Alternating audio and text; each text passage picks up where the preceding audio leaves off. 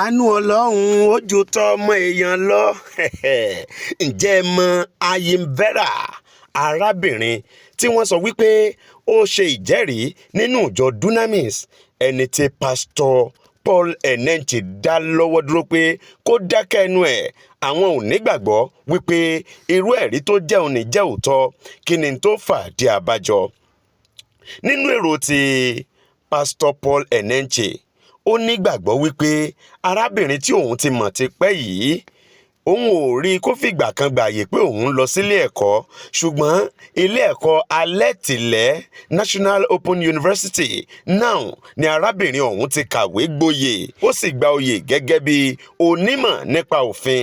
Ìyẹn ni pé ó ti ka ìwé nípa ìmọ̀ òfin tó fi jẹ́ akọ́ṣẹ́mọṣẹ́ àti akàwé gboyè nípa ìmọ̀ òfin.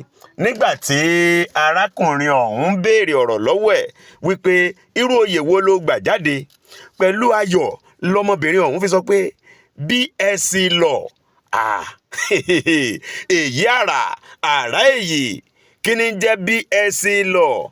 BLL lóyè tí wọ́n gbà bí wọ́n bá lọ kàwé nípa ìmọ̀ òfin gẹ́gẹ́ bí akẹ́kọ̀ọ́ gboyè àkọ́kọ́, ìyẹn first degree. Ó túmọ̀ sí wípé ó ní bí wọ́n ti pe oyè tá a bá kẹ́kọ̀ọ́ gboyè ẹ̀, ẹni tí ò bá sì kẹ́kọ̀ọ́ nípa ìmọ̀ ọ̀hún kò lè mọ bí wọ́n ti pè é. Ohun tí Paul Enenche rò rèé o. Ọ̀rọ̀ ọ̀hún ó kọ ọ̀pọ̀lọpọ̀ èèyàn lóminú. Ó wá mú kí àwọn èèyàn máa sọ oríṣiríṣi ọ̀rọ̀ lórí ẹ̀rọ ayélujára pé ṣé àwọn lọ́lọ́hun ni àbí wọ́n ti ro Ayin Vera pin. Ta gan ni Ayin Vera?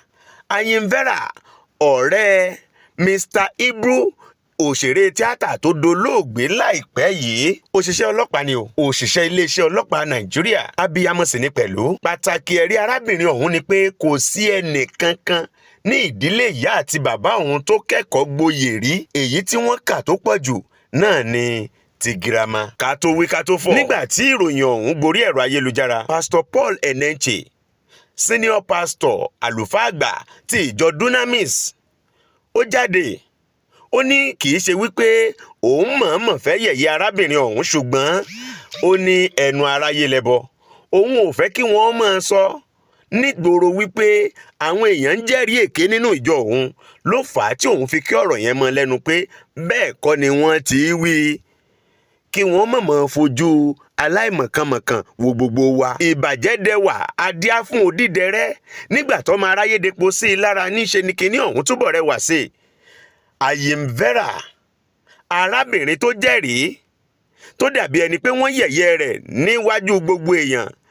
Àwọn aláàánú, àwọn èèyàn jàǹkànjàǹkàn ti mọ̀ ọ́n. Bí kì í bá ṣe wípé bí wọ́n ṣe sí i nínú ṣọ́ọ̀ṣì lọ́jọ́ 14 oṣù kẹrin ọdún 2024, ẹ̀yin gan lè má mọ ẹni tí wọ́n ń pè ní Ayin Vera. Ayin Vera fúnra ẹ̀ ti jáde, ó ní kò sí bó tilẹ̀ wù kó rí, òun gbà wípé bọ́lọ́run ti ṣe fẹ́ orí ni ó rí o, àti pé kò sẹ́ni tí kì í ṣe àṣìṣe. Òun ti dáríjì pásítọ̀ Paul Enenche àti pé bàbá òun nínú Olúwa ló jẹ́, kò tiẹ̀ ṣẹ̀ òun. Ẹ̀yin tèmi, kí lẹ rí sí ọ̀rọ̀ tí pásítọ̀ Paul Enenche sọ sí Vera? Ẹ tẹ àtẹ̀jíṣẹ́ sí comment section. Kí lè ròyìn lórí ọ̀rọ̀ Vera? Bachelor degree in law, ó ní BSc Law lòun kà o. Pásítọ̀ ní kò jẹ́jẹ́ bẹ́ẹ̀. Kí lè ròyìn? Ẹ fi ọ̀rọ̀ yín ránṣẹ́ sí comment section. Ire o.